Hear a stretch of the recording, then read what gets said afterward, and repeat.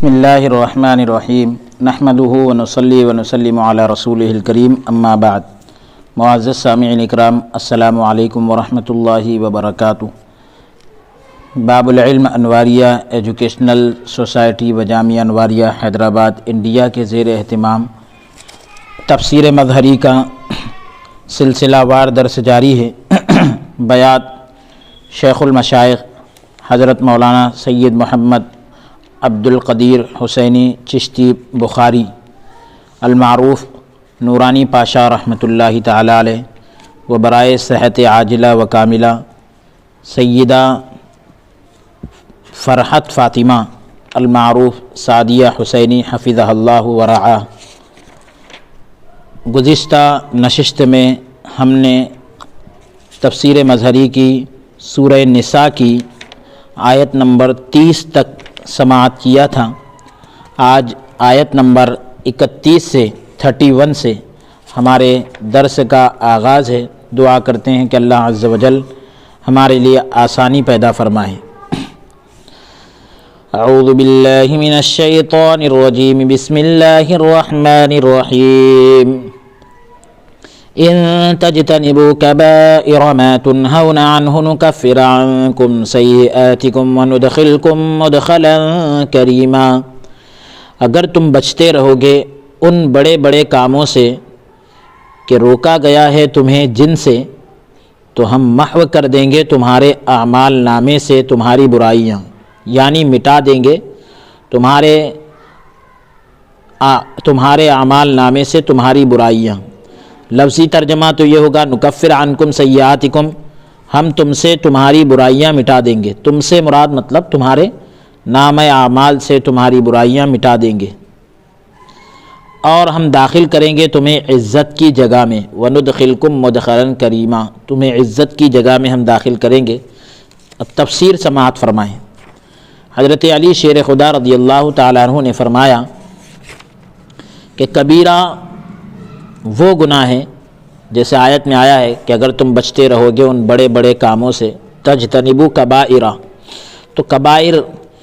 تو کہہ رہے ہیں کہ حضرت علی رضی اللہ تعالیٰ عنہ نے فرمایا کہ کبیرہ وہ گناہ ہے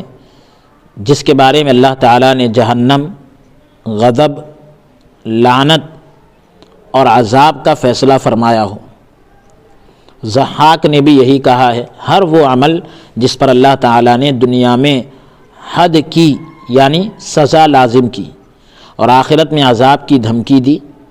تو وہ کبیرہ گناہ ہے۔ میں یہ کہتا ہوں، یعنی حضرت قاضی ثناء اللہ پانی پتی رحمۃ اللہ علیہ فرما رہے ہیں کہ گناہ کبیرہ کے 3 مراتب ہیں۔ گناہ کبیرہ کے یعنی اس کے 3 مراتب ہے، اس کے 3 اسٹیپ ہے۔ نمبر 1، پہلا مرتبہ جو سب سے بڑا گناہ کبیرہ ہے، اور یہ اس کے لیے حوالے کے طور پر یہاں جو ذکر کیا گیا کہ بزار اور طبرانی نے اوسط میں ابن عباس رضی اللہ عنہما سے نقل کیا، وہ روایت ابھی نیچے آ رہی ہے، لیکن قاضی ثناء اللہ پانی پتی رحمۃ اللہ تعالی علیہ نے فرمایا کہ گناہ کبیرہ کے 3 مراتب ہیں، جس میں سے نمبر 1، پہلا مرتبہ جو ہے سب سے بڑا گناہ کبیرہ ہے، وہ کیا ہے؟ وہ اللہ تعالیٰ کے ساتھ شرک کرنا ہے۔ اسی کے ساتھ ہر وہ عمل مل جائے گا جس میں رسول اللہ صلی اللہ علیہ وآلہ وسلم کے پیغام کی تکذیب ہو، یعنی ہر وہ کام کہ جس میں رسول پاک کے پیغام کو جھٹلایا گیا ہو، وہ کام بھی جو ہے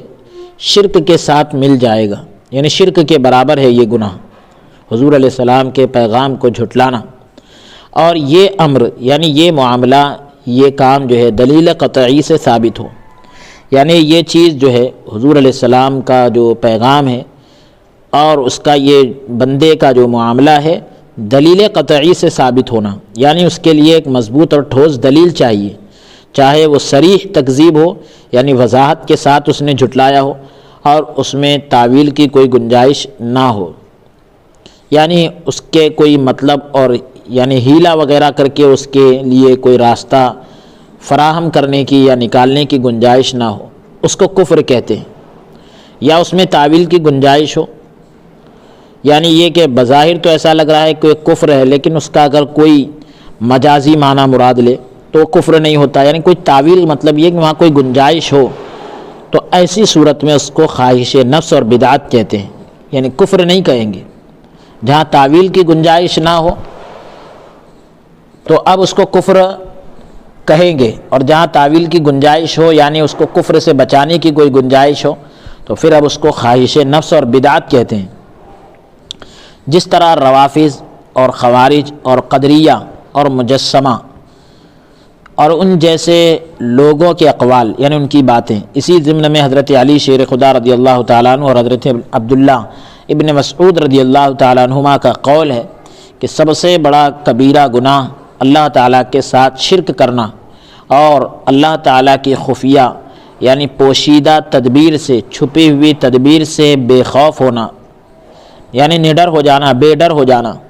اللہ تعالیٰ کی رحمت سے مایوس ہونا اور اللہ تعالیٰ کے کرم سے نا امید ہونا، یعنی یہ سب سے بڑا گناہ ہے۔ بزار اور طبرانی نے اوسط میں ابن عباس رضی اللہ عنہما سے نقل کیا ہے کہ رسول اللہ صلی اللہ علیہ وآلہ وسلم سے سوال کیا گیا کہ گناہ کبیرہ کون سے ہیں؟ تو فرمایا اللہ تعالیٰ کے ساتھ شریک ٹھہرانا، اللہ تعالیٰ کے کرم سے نا امید ہونا اور اللہ تبارک و تعالیٰ کے اللہ تعالیٰ کی خفیہ تدبیر سے بے خوف ہونا، یعنی اس کی تدبیر سے کا جو ڈر ہوتا ہے وہ ڈر نکل جانا، یہ جو ہے کبیرہ گناہ ہے۔ جن میں اب آگے اور ایک بات سماعت فرمائیں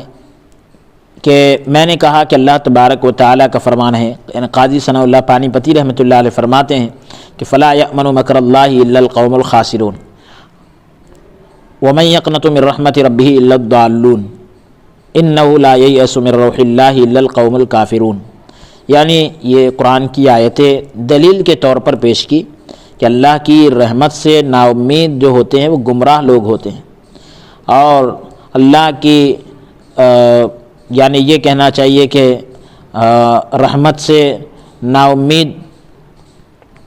نہیں ہوتے مگر کافر لوگ۔ تو دوسرا مرتبہ، یہ تو پہلا مرتبہ بتلا دیا گیا کہ جو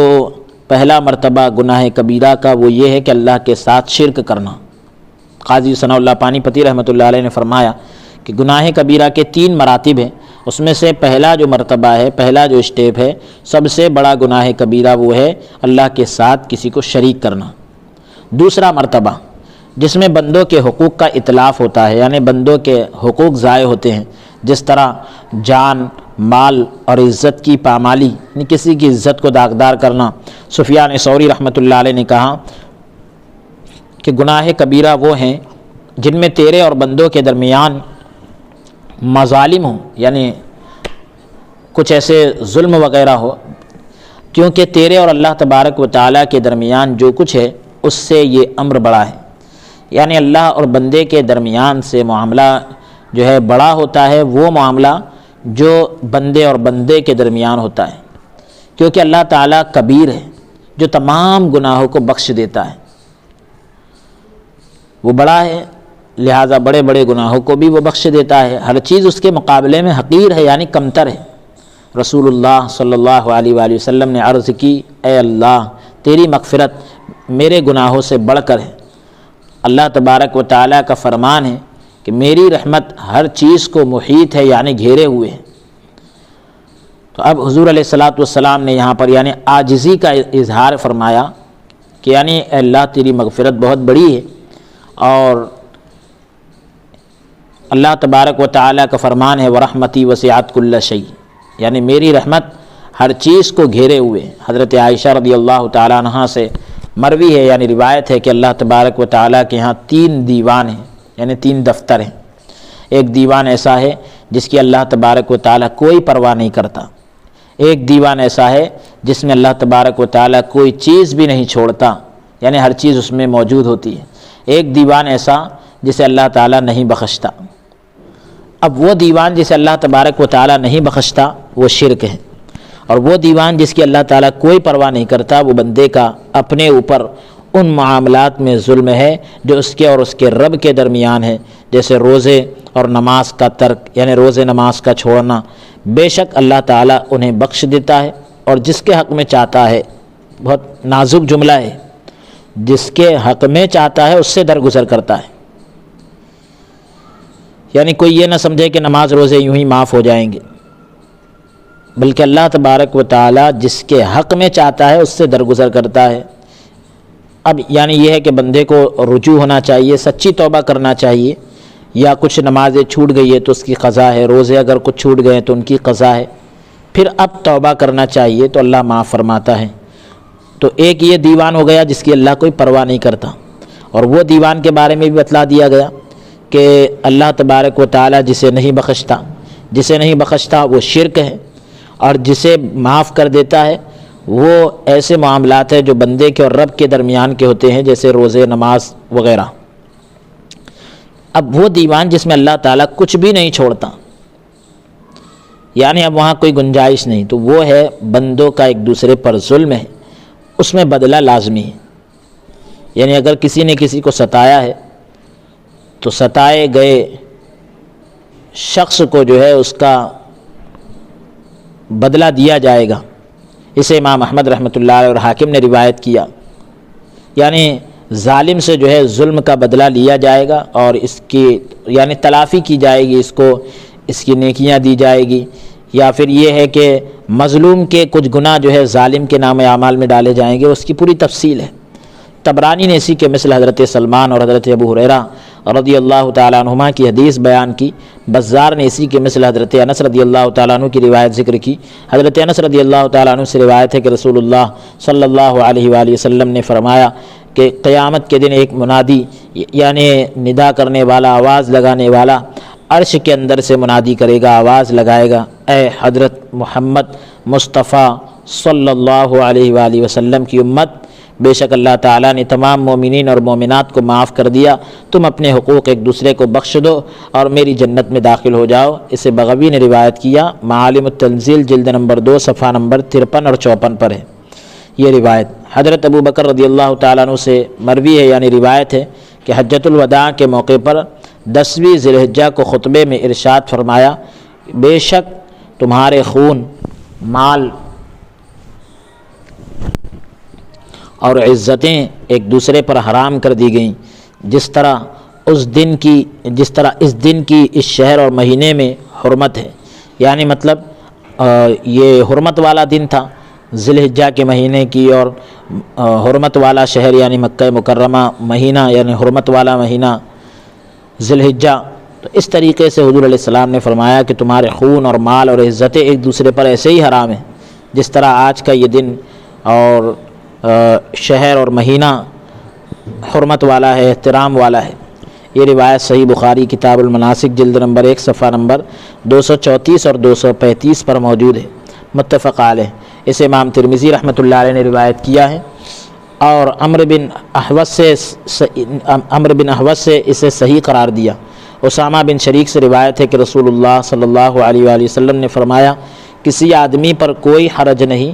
مگر جس نے مسلمان کی عزت کو پامال کیا جبکہ وہ ظالم تھا، یعنی ظلم کرنے والا تھا، پس یہ وہ ہے جو نقصان میں رہا اور ہلاک ہو گیا۔ اسے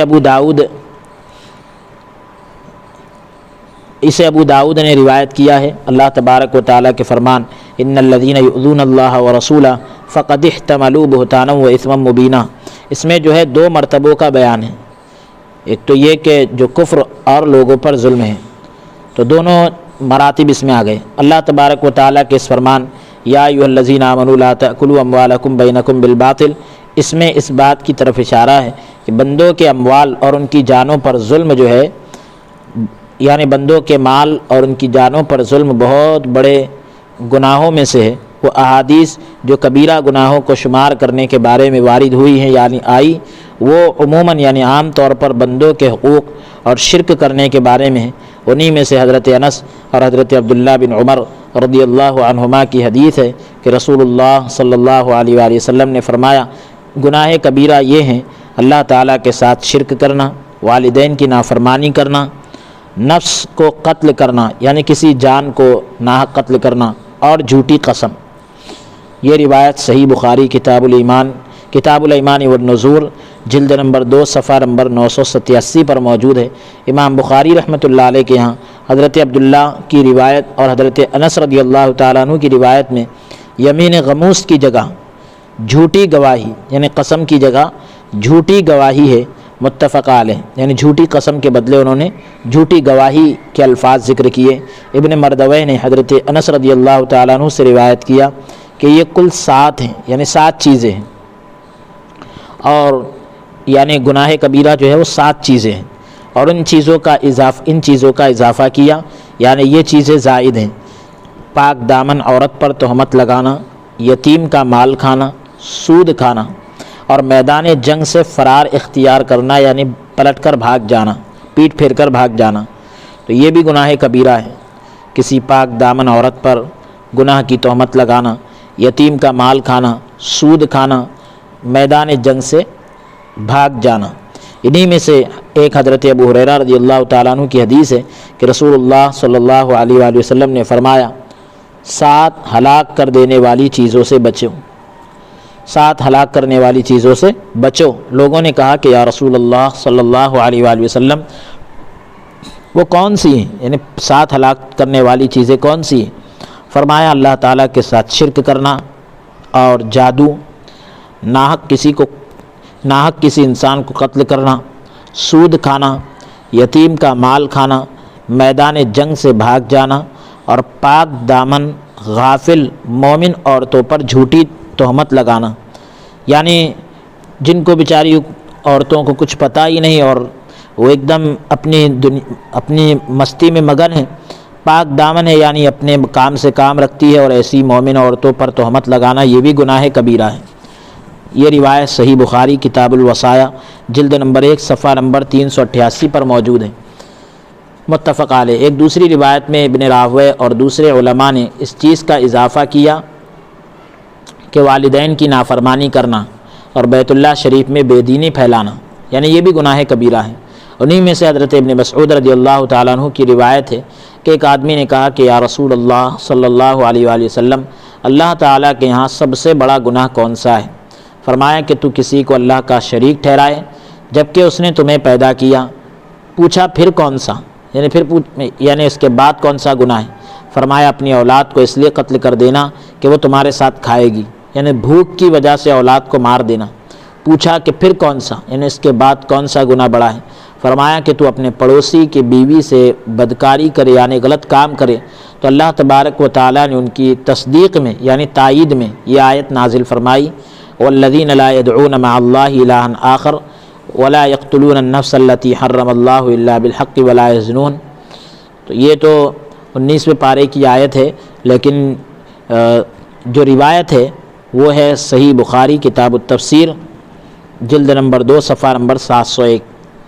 اور جس کا ترجمہ یہ ہے آیت کا ترجمہ کہ وہ اللہ تعالیٰ کے ساتھ کسی اور کی عبادت نہیں کرتے، وہ کسی ایسی جان کو قتل نہیں کرتے جسے اللہ تعالیٰ نے حرام کیا مگر حق کے ساتھ، یعنی صحیح طور پر، یعنی جو انصاف کے طور پر جیسے قصاص وغیرہ ہے اور جو دوسرے معاملات ہیں اس میں قتل کرنے کا معاملہ لگے، اور وہ بدکاری نہیں کرتے، ولا یزنون یعنی وہ غلط کام نہیں کرتے۔ یہ متفق علیہ ہے۔ رسول اللہ صلی اللہ علیہ وآلہ وسلم نے پڑوسی کی بیوی کو خاص کر ذکر فرمایا، نے خاص طور سے ذکر کیا کیونکہ اس میں پڑوسی کے حق کا اتلاف بھی ہے، یعنی پڑوسی کے حق کو ضائع کرنا ہے۔ رسول اللہ صلی اللہ علیہ وسلم نے فرمایا پڑوسی کی بیوی سے بدکاری کرنا یعنی غلط کام کرنا 10 عورتوں سے بدکاری کرنے سے بڑھ کر ہے۔ اسے امام احمد رحمۃ اللہ علیہ نے مقداد بن اسود سے روایت کیا، اس کے راوی ثقہ ہیں یعنی مضبوط ہے۔ طبرانی نے انہی سے کبیر اور اوسط میں روایت کیا۔ انہی میں سے ایک حدیث حضرت عبداللہ بن عمر رضی اللہ عنہما کی ہے، وہ رسول اللہ صلی اللہ علیہ وآلہ وسلم سے روایت کرتے ہیں کہ آپ نے فرمایا کبیرہ گناہوں میں سب سے بڑا گناہ یہ ہے کہ ایک آدمی اپنے والدین کو گالی دے۔ لوگوں نے عرض کی، یعنی کہا کہ وہ اپنے والدین کو گالی کیسے دے گا؟ فرمایا کہ وہ دوسرے آدمی کے والد کو گالی دیتا ہے، جواب میں وہ یعنی دوسرا آدمی اس کے والد کو گالی دیتا ہے، وہ دوسرے آدمی کی والدہ کو گالی دیتا ہے، یعنی یہ آدمی جو ہے دوسرے کی والدہ کو یعنی ماں کو گالی دیتا ہے، جواب میں وہ آدمی جو ہے اس کی والدہ کو گالی دیتا ہے۔ اسے امام بغوی اور دوسرے محدثین نے روایت کیا، معالم التنزیل جلد نمبر 2 صفحہ نمبر 53، یعنی دوسرے کے والدین کو گالی دینا اور پلٹا کر وہ گالی دے تو یہ ایسا ہے جیسے اپنے ماں باپ کو گالی دینا۔ انہی احادیث میں سے ابو بکرہ کی حدیث ہے کہ نبی کریم صلی اللہ علیہ وآلہ وسلم نے فرمایا کیا میں تم کو 3 بڑے گناہ کبیرہ کے بارے میں نہ بتاؤں؟ لوگوں نے کہا کہ کیوں نہیں یا رسول اللہ صلی اللہ علیہ وآلہ وسلم؟ فرمایا اللہ تعالیٰ کے ساتھ شرک کرنا، والدین کی نافرمانی کرنا۔ اب اس میں یہاں ایک اور جملہ ہے کہ آپ جو ہے پہلے ٹیک لگائے ہوئے تھے، اٹھ بیٹھے، اب یعنی اٹھ کر بیٹھ کر، یہ راوی کے الفاظ ہیں کہ حضور علیہ السلام ٹیک لگا کر تشریف فرما تھے، تو آپ نے یہ جو الفاظ ارشاد فرمائے پہلے کہ یعنی کیا میں تم کو 3 بڑے گناہوں کے بارے میں نہ بتاؤں؟ لوگوں نے کہا کیوں نہیں؟ تو آپ نے فرمایا کہ اللہ کے ساتھ شرک کرنا، والدین کی نافرمانی کرنا۔ یہاں تک تو آپ ٹیک لگا کر بیٹھے ہوئے تھے، اب اٹھ بیٹھے، اور اب تیسرا جملہ ارشاد فرمایا خبردار اور جھوٹی بات، خبردار اور جھوٹی بات، خبردار اور جھوٹی بات، یعنی 3 مرتبہ آپ نے ارشاد فرمایا کہ جھوٹی بات کہنا یہ بھی گناہ کبیرہ ہے۔ آپ اسے بار بار دہراتے رہے، یہاں تک کہ ہم یہ کہنے لگے کہ کاش آپ خاموش ہو جاتے، یعنی حضور علیہ السلام جلال میں آ گئے۔ اسے امام بخاری رحمۃ اللہ علیہ نے روایت کیا، صحیح بخاری جلد نمبر 1 صفحہ نمبر 362 کتاب الشہادات۔ فائدہ: ڈراتے وقت حضور علیہ السلام کا جھوٹی بات میں مبالغے کی وجہ یہ ہے کہ یہ بہت سارے کبائر کو جامع ہے، یعنی بہت سارے بڑے گناہ اس میں آ جاتے ہیں جھوٹ کے اندر، جیسے نمبر 1 اللہ تعالیٰ کے ساتھ شرک کرنا، تو یہ بھی آدمی جھوٹ بولتا ہے کیونکہ اللہ کے علاوہ کوئی عبادت کے لائق نہیں، اب کسی کے ساتھ شرک کر رہا ہے، یہ بھی جھوٹ میں آ گیا۔ اللہ کے ساتھ شرک کرنا، نمبر 2 جھوٹی گواہی، نمبر 3 جھوٹی قسم، نمبر 4 بہتان لگانا، نمبر 5 باطل یعنی غلط دعویٰ کرنا، نمبر 6 نبی کریم صلی اللہ علیہ وسلم پر جھوٹ بولنا، کیونکہ نبی کریم صلی اللہ علیہ وسلم نے فرمایا جس نے مجھ پر جان بوجھ کر جھوٹ بولا وہ اپنا ٹھکانہ جہنم بنا لے، متفق علیہ۔ نمبر 7 غیبت جو ہے زنا سے بھی بڑھ کر ہے، اسے بیہقی نے حضرت ابو سعید رضی اللہ عنہ حضرت جابر رضی اللہ عنہ سے مرفوع روایت کیا۔ نمبر 8 چغل خوری، یعنی چغل خوری بھی جھوٹ میں آ جاتی ہے۔ عبد الرحمن بن غنم اور اسماء سے مرفوع روایت ہے کہ اللہ تعالیٰ کے بندوں میں سب سے برے جو ہے وہ چغل خور ہیں، یعنی ادھر کی بات ادھر لگانے والے، اسے امام احمد نے روایت کیا۔ نمبر 9 فاسق کی تعریف کرنا، یعنی جھوٹ گناہگار کی تعریف کرنا، حضرت انس رضی اللہ تعالیٰ عنہ سے مرفوع روایت مروی ہے کہ جب فاسق کی تعریف کی جائے، یعنی کھلم کھلا گناہ کرنے والے کی تعریف کی جائے تو اللہ تعالیٰ ناراض ہو جاتا ہے اور عرش الہی اس کی وجہ سے کانپنے لگتا ہے، اسے امام بیہقی نے روایت کیا ہے۔ نمبر 10 یعنی جھوٹ کے اندر کیا کیا گناہ آتے ہیں وہ بتلائے جا رہے ہیں۔ نمبر 10 ایسے آدمی پر لعنت کرنا جو لعنت کا مستحق نہ ہو، کیونکہ جس آدمی پر لعنت کی جائے وہ اس کا مستحق نہ ہو تو لعنت جو ہے لعنت کرنے والے کی طرف لوٹ آتی ہے، اس سے امام ترمذی نے حضرت ابن عباس اور ابو داؤد نے حضرت ابن عباس رضی اللہ عنہما اور حضرت ابو درداء سے مرفوع نقل کیا ہے۔ نمبر 11 طعن اور فحش گوئی کرنا، یعنی بے حیائی کی باتیں کرنا، حضرت ابن مسعود رضی اللہ تعالیٰ عنہ سے مرفوع روایت ہے کہ مومن طعن کرنے والا اور لعنت کرنے والا، فحش گوئی کرنے والا یعنی بے حیائی کی باتیں کرنے والا اور بے حیائی کرنے والا نہیں ہو سکتا، اسے امام ترمذی رحمۃ اللہ علیہ نے روایت کیا۔ ان کے علاوہ بھی کئی اور گناہوں کو جھوٹا قول شامل ہے، یعنی جھوٹی بات کئی گناہوں کو شامل ہے، کئی گناہ اس میں آ جاتے ہیں۔ اسی وجہ سے رسول اللہ صلی اللہ علیہ وآلہ وسلم نے فرمایا جو آدمی مجھے 2 چیزوں کی ضمانت دے میں اسے جنت کی ضمانت دیتا ہوں۔ نمبر 1 2 چیزوں سے یعنی مطلب یہ کہ حضور نے فرمایا 2 چیزوں کی اگر مجھے کوئی ضمانت دے تو میں اسے جنت کی ضمانت دیتا ہوں، تو 2 چیزوں سے مراد زبان اور شرمگاہ ہے۔ اسے امام بخاری رحمۃ اللہ علیہ نے حضرت سہل بن سعد رضی اللہ عنہ سے روایت کیا۔ امام مالک اور امام بیہقی نے صفوان بن سلیم سے مرسل روایت کی کہ رسول اللہ صلی اللہ علیہ وآلہ وسلم سے سوال کیا گیا، پوچھا گیا کیا مومن بزدل ہو سکتا ہے؟ فرمایا ہاں ہو سکتا ہے۔ کہا گیا کہ کیا بخیل ہو سکتا ہے؟ فرمایا ہاں۔ پوچھا گیا کہ عرض کی گئی کیا جھوٹا ہو سکتا ہے؟ فرمایا نہیں، یعنی حضور نے فرمایا بزدل ہو سکتا ہے، بخیل ہو سکتا ہے، ہاں میں جواب فرمایا۔ لیکن جب پوچھا گیا کیا مومن جھوٹا ہو سکتا ہے؟ حضور نے فرمایا نہیں۔ رسول اللہ صلی اللہ علیہ وسلم نے فرمایا منافق کی 3 علامتیں ہیں، اگرچہ وہ روزہ رکھے اور نماز پڑھے اور گمان کرے کہ وہ مسلمان ہیں، تب بھی یعنی یہ 3 علامتیں اس میں پائی جائے گی۔ نمبر 1، جب بات کرے تو جھوٹ بولے۔ نمبر 2، جب وعدہ کرے تو اسے توڑ دے۔ نمبر 3، جب اس کے پاس امانت رکھی جائے تو اس میں خیانت کرے۔ اسے امام مسلم نے روایت کیا اور امام بخاری رحمۃ اللہ علیہ نے بھی اسی طرح روایت کیا۔ یہ نمبرات ہم نے آسانی کے لیے ذکر کیے، روایت میں نمبرات نہیں ہیں۔ صحیحین میں حضرت عبداللہ ابن عمر رضی اللہ عنہما سے مرفوع روایت ہے کہ جس میں 4 خصلتیں ہوں وہ منافق ہے، اور جس میں یعنی یہ 4 باتیں ہوں وہ منافق ہے، اور جس میں ان میں سے کوئی ایک ہو اس میں نفاق کی ایک خصلت ہے، نفاق کی ایک علامت ہے، عادت ہے، یہاں تک کہ وہ اسے چھوڑ دے۔ جب نمبر یہ بتلایا جا رہا ہے کہ جب امین بنایا جائے یعنی امانت رکھی جائے تو خیانت کرے، جب بات کرے تو جھوٹ بولے، جب وعدہ کرے تو خلاف ورزی کرے، جب جھگڑا کرے تو گالی دے۔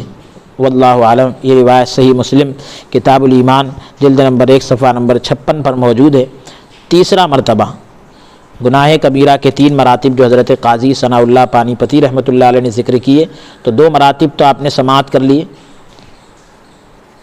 اور اب یہ جو ہے تیسرا مرتبہ ہے۔ پہلا مرتبہ آپ نے سن لیا کہ وہ شرک کا ہے، اور دوسرا مرتبہ وہ بندوں کے حقوق کو ضائع کرنا، اور اب تیسرا مرتبہ ہے کہ یہ وہ گناہ کبیرہ ہے جو حقوق اللہ سے تعلق رکھتے ہیں، اللہ کے حقوق سے متعلق ہے، جیسے بدکاری یعنی زنا اور شراب پینا۔ ابن ابی حاتم نے حضرت ابن عمر سے روایت کیا کہ ان سے خمر یعنی شراب کے بارے میں سوال کیا گیا، پوچھا گیا، فرمایا میں نے اس بارے میں رسول اللہ صلی اللہ علیہ وسلم سے پوچھا تھا، فرمایا یہ سب سے بڑا گناہ ہے اور تمام فواحش کی یعنی غلط کاموں کی جڑ ہے۔ جس نے شراب نوشی کی یعنی شراب پیا وہ نماز چھوڑ دیتا ہے، اور کبھی اپنی ماں، پھپھی اور خالہ پر پہنچ جاتا ہے یعنی ان کے ساتھ غلط کام کرتا ہے، یا پھر یہ ہے کہ ان کے ساتھ بد کلامی کرتا ہے، اور بھی بہت سے معنی اس کے آتے ہیں۔ عبد بن حمید نے حضرت ابن عباس رضی اللہ عنہما سے اسی طرح روایت کیا ہے۔ حضرت ابو ہریرہ رضی اللہ تعالیٰ عنہ سے روایت ہے کہ رسول اللہ صلی اللہ علیہ وسلم نے فرمایا جب ایک بدکار بدکاری کرتا ہے تو وہ مومن نہیں ہوتا، ایک چور جب چوری کرتا ہے تو وہ مومن نہیں ہوتا۔ یعنی چوری جو ہے خیانت اور تول میں کمی کرنا دوسری قسم سے تعلق رکھتے ہیں۔ تو جو دوسری قسم یعنی لوگوں کے مال کو ضائع کرنا وغیرہ، تو ایک تو یہ کہ بدکار جو ہے بدکاری کرتا ہے تو مومن نہیں ہوتا، اور ایک چور جو ہے جب چوری کرتا ہے تو مومن نہیں ہوتا، ایک شرابی جب شراب پیتا ہے تو مومن نہیں ہوتا، ایک ڈاکو جب ڈاکہ ڈالتا ہے تو وہ مومن نہیں ہوتا۔ تم میں سے جب کوئی مال غنیمت سے چوری کرتا ہے تو چوری کرتے وقت مومن نہیں ہوتا، تم اس چیز سے بچو۔ متفق علیہ۔ صحیح مسلم کتاب الایمان جلد نمبر 1 صفحہ نمبر 55 پر یہ روایت موجود ہے۔ حضرت ابن عباس رضی اللہ عنہما سے یہ روایت نقل کی گئی کہ جب کوئی قاتل قتل کرنے والا قتل کرتا ہے تو قتل کرتے وقت وہ مومن نہیں ہوتا۔ اسے امام بخاری رحمۃ اللہ علیہ نے روایت کیا۔ میں یہ کہتا ہوں، قاضی ثناء اللہ پانی پتی رحمۃ اللہ علیہ فرما رہے ہیں کہ بد فعلی بھی زنا ہی ہے،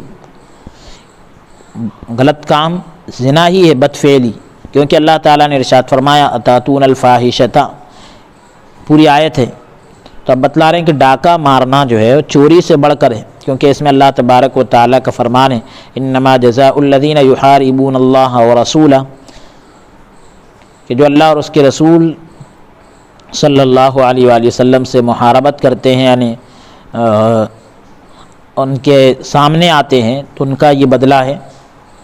پوری آیت مبارکہ جو ہے سورہ مائدہ کے اندر موجود ہے، انشاءاللہ تعالیٰ وہ آگے آ رہی ہے۔ تو کم تولنا چوری کے ساتھ شامل ہے۔ ویل للمطففین، خیانت بھی جو ہے بڑی خباثت ہے اور یہ نفاق کی علامت ہے۔ اس باب میں سب سے بڑا گناہ وہ ہے جسے کرنے والا حقیر جانتا ہے، کمتر جانتا ہے اور آسان خیال کرتا ہے، کیونکہ گناہ کو حقیر جاننا اگرچہ وہ چھوٹا ہی کیوں نہ ہو بخشش سے دور کر دیتا ہے۔ اللہ اکبر۔ گناہ کو کمتر سمجھنا اگرچہ وہ چھوٹا ہی گناہ کیوں نہ ہو بخشش سے دور کر دیتا ہے، اور سرکشی پر دلالت کرتا ہے یعنی نافرمانی پر دلالت کرتا ہے۔ بعض اوقات یعنی کبھی کبھی اسے کفر تک لے جاتا ہے۔ یہ گناہ جس کو بندہ معمولی سمجھ رہا ہے تو کبھی کبھی اس کو کفر تک لے کر چلا جاتا ہے، اور جو چھوٹے گناہ کو بڑا خیال کرے، اس سے ڈرے، وہ بخشش کا مستحق یعنی حقدار ہو جاتا ہے۔ رسول اللہ صلی اللہ علیہ وسلم نے فرمایا مومن گناہ کو یوں خیال کرتا ہے گویا پہاڑ اس کے سر پر آن پڑا ہو، اور منافق جو ہے گناہ کو یوں خیال کرتا ہے یعنی اس طرح سمجھتا ہے جس طرح اس کے ناک پر مکھی بیٹھی ہو، کہ اس کی طرف اشارہ کیا اور وہ اڑ گئی۔ اللہ اکبر، حضور کی حدیث پاک ہے۔ مومن جو ہے گناہ کو ایسا سمجھتا ہے جیسا پہاڑ اس کے سر پر آ گیا ہو، اور منافق گناہ کو ایسا سمجھتا ہے جس طرح ناک پر مکھی بیٹھی ہو کہ اس کی طرف اشارہ کیا اور وہ اڑ گئی۔ حضرت انس رضی اللہ تعالیٰ عنہ سے روایت ہے کہ فرمایا کہ تم ایسے اعمال کرتے ہو جو تمہارے نزدیک بال سے بھی باریک ہے، جبکہ ہم انہیں رسول اللہ صلی اللہ علیہ وسلم کے دور میں ہلاک کرنے والے اعمال میں شمار کرتے تھے۔ اسے امام بخاری رحمۃ اللہ علیہ نے روایت کیا، اور امام احمد رحمۃ اللہ علیہ نے صحیح سند سے اسی کے مثل روایت کیا۔ اس تحقیق سے یہ بات واضح ہو جاتی ہے کہ جس نے گناہ کبیرہ کو جی ابھی حدیث پاک ذکر کی گئی کہ گناہ کی مثال مومن کی نظر میں اور منافق کی نظر میں کیسی ہے، تو مولانا عبدالواسع حسینی صاحب ان کی یہ درخواست ہے کہ دوبارہ اس کو پیش کر دیا جائے تاکہ سمجھنے میں اور آسانی ہو اور عوام تک یہ مضبوطی کے ساتھ ذہنوں میں محفوظ ہو جائے۔ تو ایک تو وہ روایت ہے جو ابھی اوپر ذکر کی گئی کہ رسول اللہ صلی اللہ علیہ وسلم نے فرمایا کہ جب ایک بدکار بدکاری کرتا ہے تو وہ مومن نہیں ہوتا، ایک چور جب چوری کرتا ہے وہ مومن نہیں ہوتا، شرابی جب شراب پیتا ہے تو وہ مومن نہیں ہوتا، ڈاکو جب ڈاکہ ڈالتا ہے تو وہ مومن نہیں ہوتا، تم میں سے کوئی جب مال غنیمت سے چوری کرتا ہے تو چوری کرتے وقت مومن نہیں ہوتا، تم اس چیز سے بچو۔ اور یہ روایت صحیح مسلم کتاب الایمان کے اندر جلد نمبر 1 صفحہ نمبر 55 پر موجود ہے، یہاں اختصار کے ساتھ ذکر کی گئی ہے۔ اور بہرحال مطلب یہ کہ نور ایمان جو ہے اس سے نکل جاتا ہے، وہ گناہ کرتے وقت جو نور ایمان ہوتا ہے وہ اس سے نکل جاتا ہے۔ اس کی ساری تفصیلات اس کے اپنے موقع پر ذکر کی گئی، یہاں تفصیل کا موقع نہیں، بہرحال روایت کو دہرانے کی درخواست کی گئی تو روایت دہرا دی گئی۔ اور ایک روایت یہ گزری کہ حضور علیہ الصلاۃ والسلام نے فرمایا، اور اس سے پہلے قاضی ثناء اللہ پانی پتی رحمۃ اللہ علیہ کا جو جملہ تھا وہ بھی بڑا نازک ترین جملہ تھا اور ذہنوں میں محفوظ رکھنے کے قابل ہے اور دل کو دہلانے والا جملہ ہے کہ حضرت قاضی ثناء اللہ پانی پتی رحمۃ اللہ علیہ فرماتے ہیں کہ اس باب میں سب سے بڑا گناہ وہ ہے جسے کرنے والا حقیر جانتا ہے اور آسان خیال کرتا ہے۔ گناہ کرنے والا گناہ کو حقیر جانتا ہے اور آسان سمجھتا ہے، کیونکہ گناہ کو حقیر جاننا اگرچہ وہ چھوٹا ہی کیوں نہ ہو، گناہ چھوٹا ہی کیوں نہ ہو، گناہ کو حقیر جاننے کی وجہ سے وہ بخشش سے دور کر دیا جاتا ہے، وہ بندہ بخشش سے دور ہو جاتا ہے، یعنی اب اس کی بخشش نہیں ہوتی کیونکہ اس نے گناہ کو ہلکا سمجھا، اور سرکشی پر دلالت کرتا ہے، یعنی اب یہ سمجھا جا رہا ہے کہ یہ گناہ کرتے کرتے سرکش یعنی بڑے درجے کا نافرمان بن چکا ہے، اور کبھی کبھی اس کو جو ہے یعنی ایسے آدمی کو یہ گناہ کفر تک لے کر چلا جاتا ہے، اور جو چھوٹے گناہ کو بڑا خیال کرے اور وہ چھوٹے گناہ سے بھی ڈرے تو وہ آدمی جو ہے بخشش کا حقدار بن جاتا ہے۔ رسول اللہ صلی اللہ علیہ وسلم نے فرمایا، مومن جو ہے گناہ کو ایسا خیال کرتا ہے جیسے کہ پہاڑ اس کے سر پر آن پڑا ہو، اور منافق گناہ کو یوں خیال کرتا ہے جس طرح کہ اس کے ناک پر مکھی بیٹھی ہو اور کہ اس کی طرف اشارہ کیا اور وہ اڑ گئی، یعنی وہ گناہ کو حقیر سمجھتا ہے، ہلکا سمجھتا ہے، گناہ کرتا چلا جاتا ہے۔ مومن جو ہے گناہ کو اتنا بڑا سمجھتا ہے، اتنا بڑا سمجھتا ہے کہ وہ جیسے پہاڑ اس کے سر پر آ گیا ہو، اور پھر وہ اس سے بچتا بھی ہے، ڈرتا بھی ہے۔ اب آگے ہم چلتے ہیں۔ حضرت انس رضی اللہ تعالیٰ عنہ سے روایت ہے کہ رسول اللہ صلی اللہ علیہ کے فرمایا کہ تم ایسے اعمال کرتے ہو جو تمہارے نزدیک بال سے بھی باریک ہے، جبکہ ہم انہیں رسول اللہ صلی اللہ علیہ وسلم کے دور میں ہلاک کرنے والے اعمال میں شمار کرتے تھے۔ اسے امام بخاری رحمۃ اللہ علیہ نے روایت کیا، اور امام احمد رحمۃ اللہ علیہ نے صحیح سند سے اسی کے مثل روایت کیا۔ اس تحقیق سے یہ بات واضح ہو جاتی ہے کہ جس نے گناہ کبیرہ کو 7 کے عدد میں محصور کیا، یعنی لمیٹیڈ کر دیا، گھیر دیا کہ بھئی گناہ کبیرہ 7 ہے، اس نے غلطی کی، کیونکہ گناہ صغیرہ یعنی امام ترمذی اور حضرت ابن ابی حاتم نے حضرت ابن عباس رضی اللہ عنہما اور ابن عباس سے اور حضرت ابن عباس نے حضور علیہ السلام سے روایت کیا کہ بغیر عذر کے 2 نمازوں کو جمع کرنا گناہ کبیرہ ہے، یعنی ایک ہی وقت میں پڑھ لینا۔ اس طرح ابن ابی شیبہ نے حضرت عمر اور حضرت ابو موسیٰ اور ابو قتادہ سے اقوال نقل کیے، تو یہ مؤلف کی طرف سے یعنی کتاب کو ترتیب دینے والے کی طرف سے یہ جو ہے ایک درمیان میں یہ حاشیے کے طور پر یہ عبارت ہم نے ذکر کی. اب اصل عبارت کی طرف چلتے ہیں کہ جس نے گناہ کبیرہ کو یعنی بڑے گناہ کو 7 کے عدد میں گھیر دیا اس نے غلطی کی، کیونکہ گناہ صغیرہ جو ہے اصرار یعنی بار بار کرنے اور حقیر جاننے کے ساتھ کبیرہ ہو جاتا ہے. چھوٹا گناہ بھی اگر بار بار کیا جائے اور اس کو ہلکا سمجھا جائے تو کبیرہ ہو جاتا ہے. ابن ابی حاتم نے سعید بن جبیر سے روایت نقل کی ہے کہ ایک آدمی نے حضرت ابن عباس رضی اللہ عنہما سے پوچھا کہ کیا گناہ کبیرہ کل 7 ہیں؟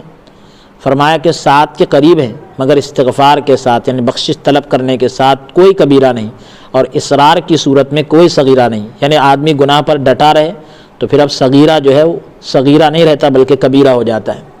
فرمایا ہر وہ عمل جس کے ساتھ اللہ تعالیٰ کی نافرمانی کی جائے وہ کبیرہ ہے. ان میں سے انسان کوئی بھی عمل کر بیٹھے تو اللہ تعالیٰ سے بخشش طلب کرنی چاہیے. بے شک اللہ تعالیٰ اس امت کا کوئی فرد بھی ہمیشہ کے لیے جہنم میں داخل نہیں کرے گا مگر اسے ہی جو اسلام سے پھر جائے. یعنی وہ ہمیشہ کے لیے جائے گا جو اسلام سے پھر جائے یا کسی فرض کا انکار کر دے یا تقدیر کی تکذیب کرے یعنی تقدیر کو جھٹلا دے. میں یہ کہتا ہوں، قاضی ثناء اللہ پانی پتی رحمۃ اللہ علیہ فرماتے ہیں کہ ابن عباس رضی اللہ عنہما کا جو فرمان ہے کہ استغفار کی صورت میں یعنی بندہ گناہوں سے معافی طلب کرے تو ایسی حالت میں کوئی گناہ کبیرہ نہیں. تو اس کبیرہ سے مراد وہ گناہ ہے جو حقوق اللہ سے تعلق رکھتے ہیں،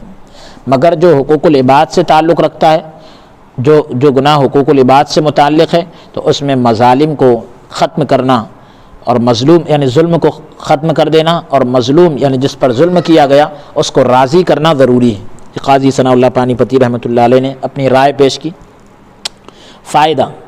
تمام تر معاصی یعنی تمام تر گناہ کی جو بنیاد ہے وہ دل کی سختی ہے جو اللہ تعالیٰ سے غافل ہونے کا سبب ہے، اور نفس کے رذائل ہیں یعنی گندگیاں ہیں جو درندگی اور حیوانی شہوات کے داعی ہیں یعنی خواہشات کی طرف بلاتے ہیں. رسول اللہ صلی اللہ علیہ وآلہ وسلم نے فرمایا بے شک انسان کے جسم میں گوشت کا لوتھڑا ہے، جب وہ تندرست ہو جائے تو سارا جسم تندرست ہو جاتا ہے، اور جب وہ خراب ہو جائے تو سارا جسم خراب ہو جاتا ہے. خبردار وہ دل ہے. اللہ تبارک و تعالیٰ کا فرمان ہے وقال الشیطان لما قضی الامر، اور آگے آیت ہے فلا تلومونی ولوموا انفسکم، اپنے آپ کو ملامت کرو یعنی معاصی یعنی گناہوں سے بچاؤ اس وقت تک متصور نہیں ہو سکتا یعنی اس کا تصور نہیں ہو سکتا گناہوں سے بچنے کا جب دائمی حضور قلب یعنی ہمیشہ دل کا استحضار حاضر رکھنا، دل اور نفس کی صفائی نہ ہو. یہ چیزیں مشائخ کے وسیلے سے یعنی بزرگوں کے وسیلے کے ساتھ اللہ تعالیٰ کی طرف سے جذب ہی سے ممکن ہے، یعنی اللہ کی طرف کھچاؤ کے ذریعے سے ہی ممکن ہے. اسی لیے ان مشائخ کی صحبت اور اتباع کو لازم پکڑو، کیونکہ یہ وہ قوم ہے جن کا ہم نشین یعنی جن کے ساتھ بیٹھنے والا بدبخت نہیں ہو سکتا، اور ان سے محبت کرنے والا خائب اور خاسر یعنی نقصان اٹھانے والا خسارہ اٹھانے والا نہیں ہو سکتا. ان کے ساتھ بیٹھنے والا ان سے محبت کرنے والا نقصان میں نہیں آ سکتا. فائدہ: جو یہ بات کہی جاتی ہے کہ بندہ ایسے مقام پر بھی فائز ہو جاتا ہے، پہنچ جاتا ہے جہاں اسے گناہ کوئی نقصان نہیں پہنچاتا، تو اس کا کیا معنی؟ اس کا یہ معنی نہیں کہ بعض لوگوں سے امور شرعیہ ساقط ہو جاتے ہیں یعنی شریعت کے احکام اس سے اٹھا لیے جاتے ہیں، یہ مطلب نہیں ہے.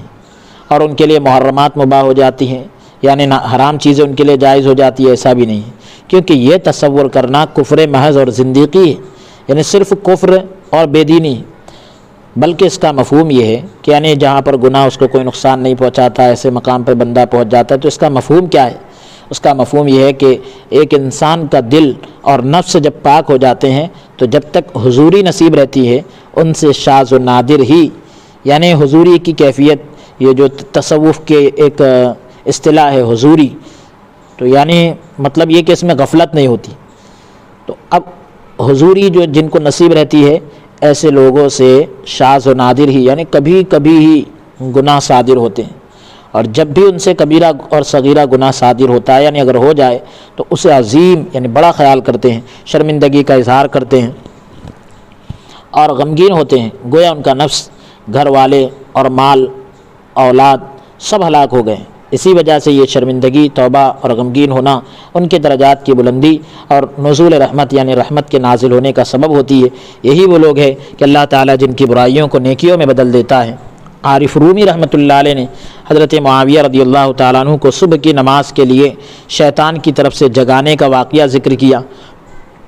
کہ حضرت معاویہ رضی اللہ عنہ کو صبح کی نماز کے لیے شیطان نے جگایا، تو اس واقعے کی سند پر اگرچہ میں بذات خود مطلع نہیں ہو سکا، یعنی قاضی ثناء اللہ پانی پتی رحمۃ اللہ علیہ فرماتے ہیں سند کی مجھے خود اطلاع نہ مل سکی، لیکن محض فرض کرتے ہوئے یعنی مانتے ہوئے تمثیل کے لیے یعنی مثال دینے کے لیے کافی ہے۔ حضور علیہ السلام نے فرمایا قسم ہے مجھے اس ذات پاک کی جس کے قبضے میں میری جان ہے، اگر تم گناہ نہ کرتے تو اللہ تعالیٰ ایک ایسی قوم تمہاری جگہ لے آتا جو گناہ کرتی، اللہ تعالیٰ سے بخشش طلب کرتی، بس اللہ تعالیٰ اسے بخش دیتا۔ گویا یہ حدیث اس حالت کی طرف اشارہ کر رہی ہے۔ نمبر 2، سیئات سے مراد یعنی برائیوں سے مراد نکفر عنکم سیئاتکم آیت میں آیا ہے، تو سیئات سے مراد چھوٹے گناہ ہیں، جس طرح بری نظر دیکھنا، بری نظر سے دیکھنا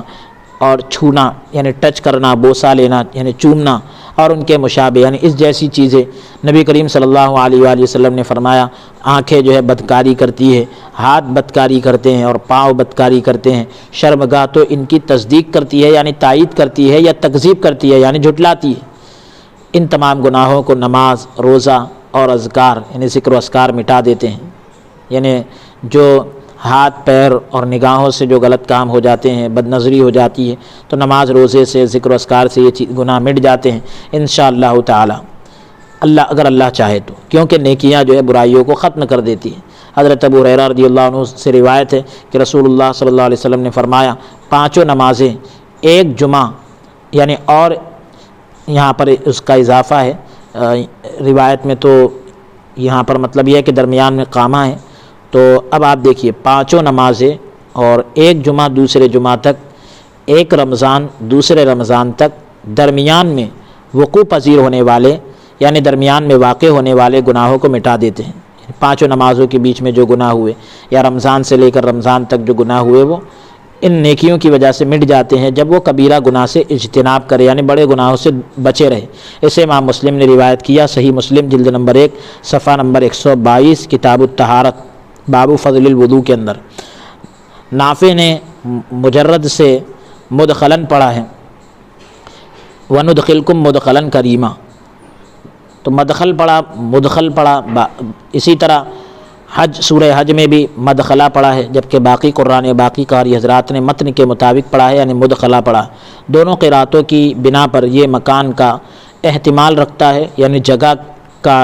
اندیشہ رکھتا ہے، پس یہ مفعول بھی ہوگا اور مصدر کا بھی احتمال رکھتا ہے۔ اس صورت میں مفعول بھی محذوف ہے۔ دونوں صورتوں میں معنی اس طرح ہوگا یعنی ہم تمہیں خوبصورت جنت میں داخل کریں گے یا تمہیں جنت میں اچھی طرح داخل کریں گے، واللہ عالم۔ مجاہد نے کہا کہ حضرت ام سلمہ رضی اللہ تعالیٰ عنہ نے کہا کہ یا رسول اللہ صلی اللہ علیہ وآلہ وسلم، بے شک مرد جہاد کرتے ہیں اور ہم جہاد نہیں کرتے،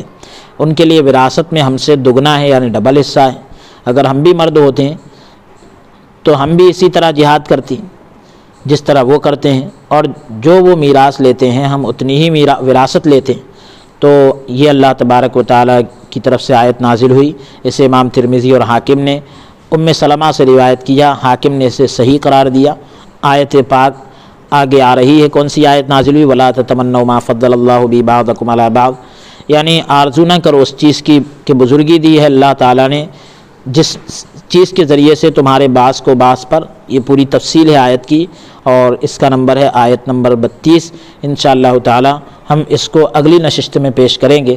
آج کے سلسلہ درس کو یہیں موقوف کرتے ہیں۔ اللہ عز و جل قول سے زیادہ عمل کی توفیق عطا فرمائے، آمین۔ وصلی اللہ تعالی وسلم علی خیر خلقہ ونور عرشہ سیدنا و نبینا محمد وعلی آلہ واصحابہ وازواجہ وذریاتہ واہل بیتہ اجمعین برحمتک یا ارحم الراحمین والحمد للہ رب العالمین۔